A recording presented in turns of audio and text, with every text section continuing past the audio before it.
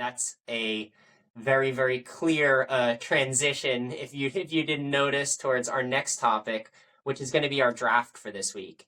And this is really all about automotive history and looking back at the Geneva Auto Show.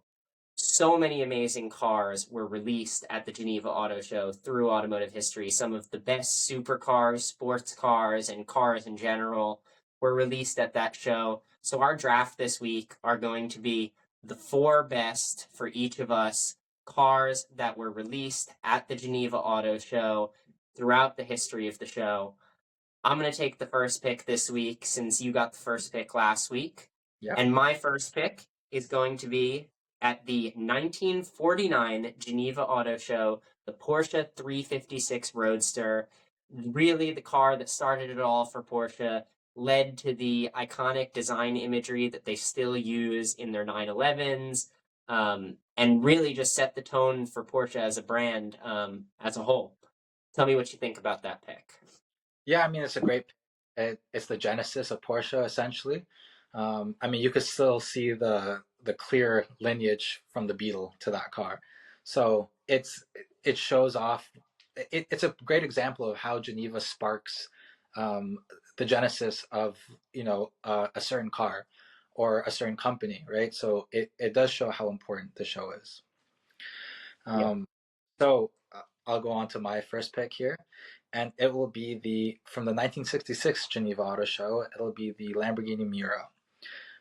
The actual rolling chassis was shown off the year previously at the Turin Auto Show in Italy, but this is the full body design, designed and penned by Marcello Gandini, one of my favorite designers. But it was also the genesis of the mid-engine car, the mid-engine sports car for the public, essentially, that you can drive on the road. There were racing cars with mid-engine configurations, but this is the first that you could drive on the road. And it did spark a revolution for supercars and for Lamborghini as a whole. Lamborghini had the 350 and 400 GT before, but they were touring cars, front engine. They weren't really known for that when we look back. But the Miura sparked the rest of their lineage up until now. So I think that'll be my top pick for sure. I think that's a great top pick, the car that started it all for the supercar industry.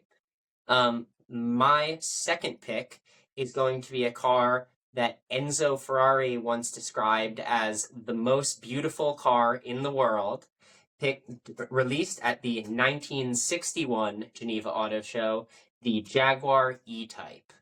Obviously, one of the most beautiful British cars ever created. A timeless classic that has literally been in MoMA. I saw it at the automotive exhibition there about 2 years ago. One of the most beautiful cars that's ever been made, and I think the most beautiful car that's ever come out of the UK. Tell me what you think about that one. Yeah, that definitely deserves a spot there.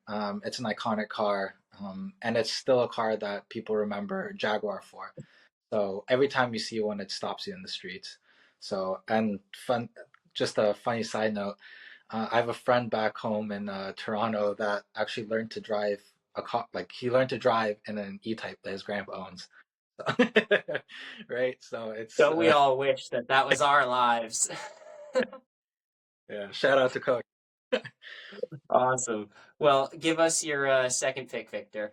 So my second pick will be the 1970 Alfa Romeo Montreal. The prototype was shown a few years earlier in 1967 in Montreal, Canada. So, being a Canadian, it holds close to my heart the fact that it's named after a Canadian city. But the irony is that it was never sold in Canada or North America. It's strictly a European car. And it's one of my favorite designs, which is also penned by Marcello Gandini. So two Gandini cars here. But it's iconic it looks almost like an Italian or European muscle car in a sense. And it also has some of the coolest headlight covers. They're like little rakes, let's say, almost like sunglasses that pop up. And, a 2-liter V8. I love small displacement, large cylinder count engines. They don't make them like that. So it's still one of my favorites. Yeah, I think that's an extraordinary pick for sure. It's not what I would have picked in my realistic pick, but I think I respect it. I understand the Canadian connection, so I'll give you that one. My third pick in this draft is going to be a beautiful Ferrari, of course. You got to always throw it back to the Italians. It's going to be one of my favorite Ferraris ever made, the successor to the Ferrari F40, the Ferrari F50, released in the 1995 Geneva Auto Show. Obviously, extreme styling, extreme air ducting and aero, 3.5 liter V12 engine inspired by the 1990 Formula One car. Just an absolute beast. A lot of people prefer the F40 to the F50. I'm probably one of those rare few that actually prefer the F50 to the F40. And that's a whole nother debate that I know me and Victor sit on opposite sides of before we even talk about this. But that's going to be my third pick. Yeah, no, it's a very cool car. I like it mostly for its drivetrain rather than the styling of the car. It has an F1 derived layout of the engine being a stress member for the chassis. So everything's bolted directly to it. And I don't know if you've ever seen anyone try to do a clutch change on it, but you really have to split the car in half just to get to the clutch. So it's a really cool car. Uh, Absolutely. yeah, so my third pick is a little bit of a double whammy here. So it's I'm bending the rules just a slight bit, but it's Just a little bit. yeah, two-thirds of the Holy Trinity in 2013. So this is when the hybrid hypercars came out. So this would be the McLaren P1 and the Ferrari LaFerrari coming out the 2013 Geneva Auto Show. I'm not picking a specific car because to me it's the moment. It's the fact that they brought out two hybrid cars at the same time that were at the top of the automotive food chain, let's say. So it sparked the new wave of hybrid supercars that are continuing now all the way to the Lamborghini Revuelto that just came out. So this was 11 years prior, and it really showed the way that the industry is. So I think that's just an iconic moment in time that the Geneva Auto Show let us experience. Yeah, definitely twisting the rules a bit, but I will totally accept it because the Holy Trinity is something you don't want to mess with, and you really we don't want to start putting one over the other yet. We can talk about that another time and talk about which of the best are of the three in the Holy Trinity, but clearly two super influential cars in today's world in really showing what the future of the automotive industry is going to be with these hypercars and supercars as the EU and US moves towards electrification requirements. As you and I know, all of that stuff is going to be continually delayed as politics works its way through the system. And the one way car companies are going to continue to get to create beautiful combustion engine cars is by pairing them with these hybrid drive systems. So that truly was a look into the future when they released those two cars. Yeah. So my last and final pick is going to be one of my favorite drivers' cars.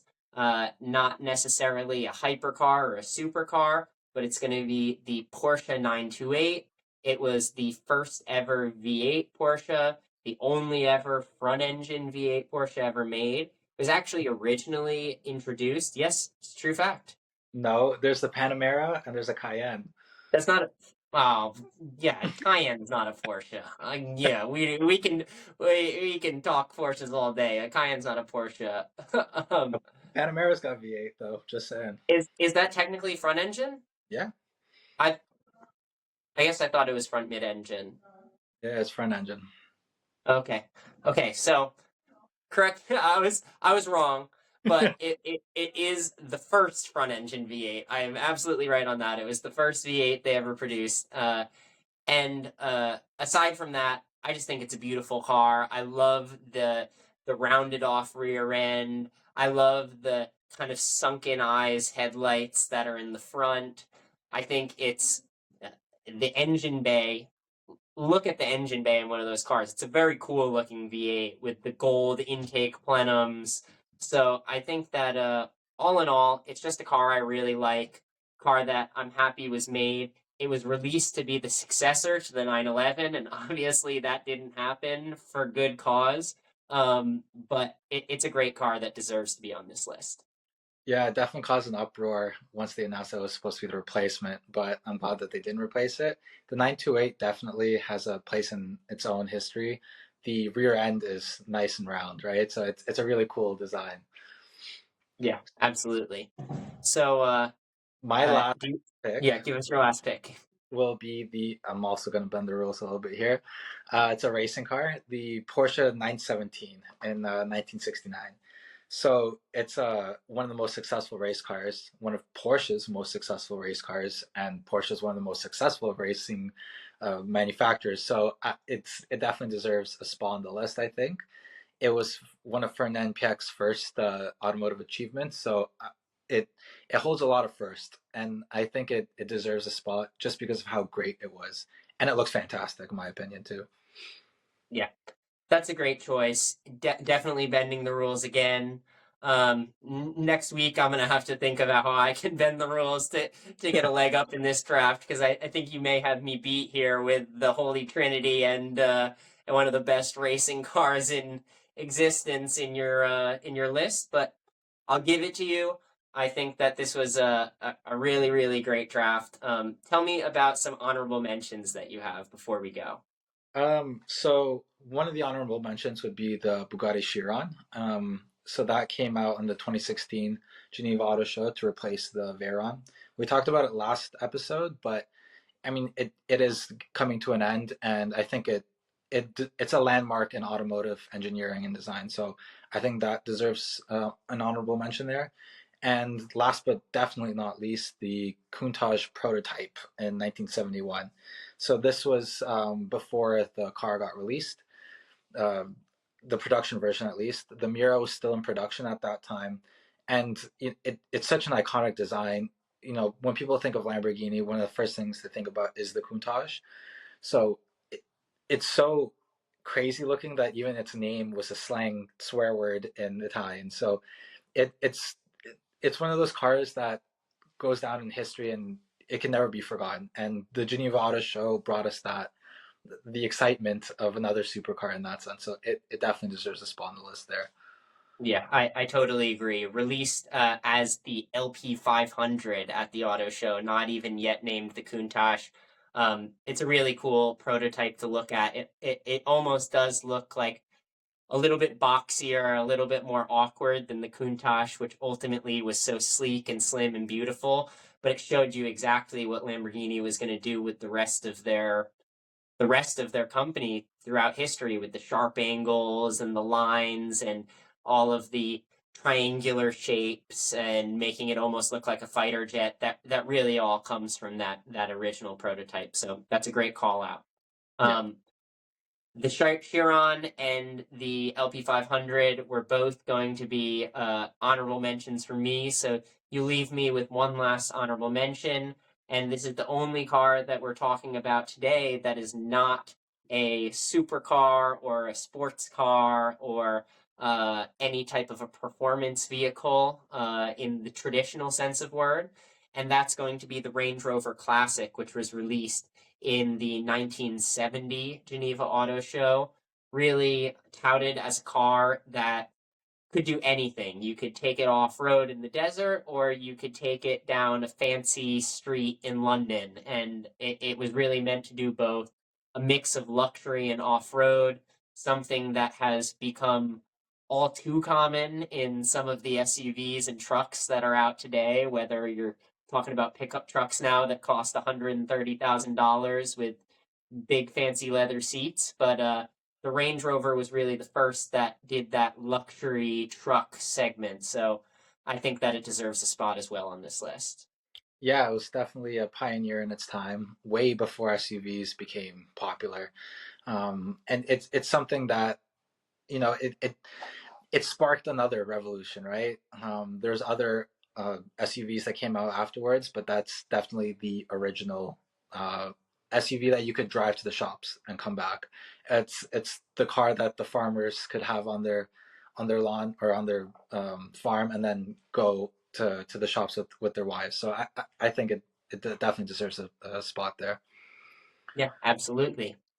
Well, that rounds out our discussion of the best cars from the Geneva Auto Show. As you can tell, we're sad about this show going away. If anything, just because of that amazing list of cars and the history that's come from this show. These are some of the best cars ever created, some of the most important historical cars ever made.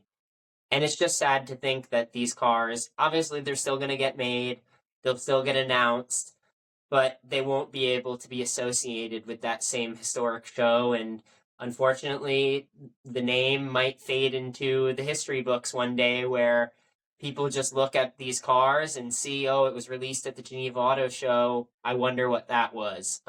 Sad to think about, but that's how it's going. And obviously, we can still show respect to these amazing vehicles that were introduced and what this show was for the many years before, unfortunately, the pandemic and economic situations forced it to close.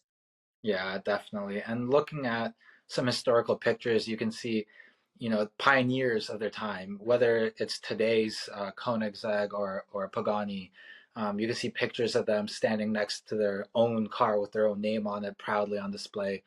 And and then all these cars that we talked about, and countless other ones that weren't on our list, but they definitely deserve, to show respect in the sense that they came to the show, they showed off what they're capable of, their engineering and their design and everything. And the Geneva was a good hub of, and it was always good looking out for what's going to come next. Being an automotive enthusiast, you always look forward to reading what's happening at the Geneva Auto Show, seeing what's new and exciting. So it'll definitely be missed. Absolutely.